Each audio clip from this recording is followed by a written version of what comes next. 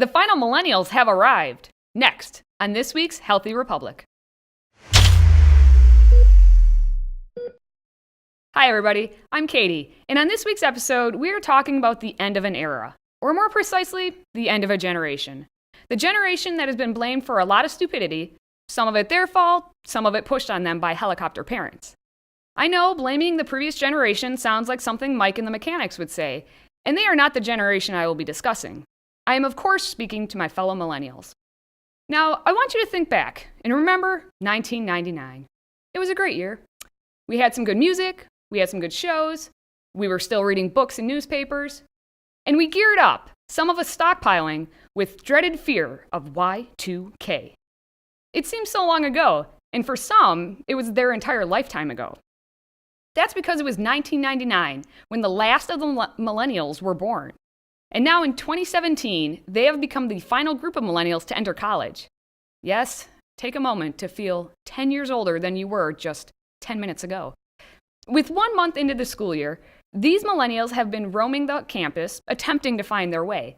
And with the help of the mindset list, the professors may have some assistance in understanding why they get blank stares from these students when they are referencing certain history.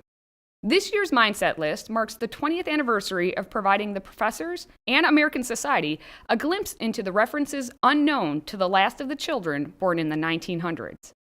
The list began in 1998 by Tom McBride and Ron Neef of Wisconsin's Beloit College. These academics recognized that certain references being made in the classroom had no meaning to the students. For instance, in the original list representing the collegiate class of 2002, the students have always had a remote for their cable TV, and Michael Jackson has always been white. The 2017 list, that representing the last of the millennial generation, is significant for its abundance of technology and claimed expression as to how college operates. And these two go hand in hand to understand why this generation is consistently blamed for its entitlement. This year's freshmen view college as if they are consumers, since they borrowed hundreds of thousands of dollars to be in those seats. And because of this, it's no longer the case that college can be exclusively about learning how to learn. It also needs to be a place where students are seeing clearer pathways forward for their careers. Considerable shift on how we understand our responsibilities. As we know from the list, the final millennials also use Wikipedia as a source which has steadily gained acceptance by teachers. These same teachers may provide a syllabus that is longer than many of their reading assignments due to the requisite policies involving non-discrimination and disability, and the simple fact that teachers are not assigning entire books anymore. This group of students also knows that cell phones are primarily used as video games and research devices. And when they are feeling any emotion whatsoever, they will use an emoji to express it. Here's where some of the issues lie. The underlying message of the 20th Mindset List reveals that students focus on the mind-numbing, not the mind-opening. The declaration that college-entering students are no longer seeking education as the primary objective speaks volumes to the number of ill-prepared students coming out the other end. When education is no longer a priority to the students, or by the administration, as has been demonstrated on numerous college campuses, see UC Berkeley, see Harvard, take a look at Yale, society loses the next quality candidates to lead.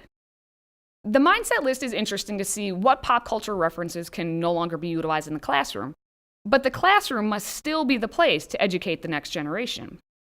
I get that not all history can be taught, and it need not be.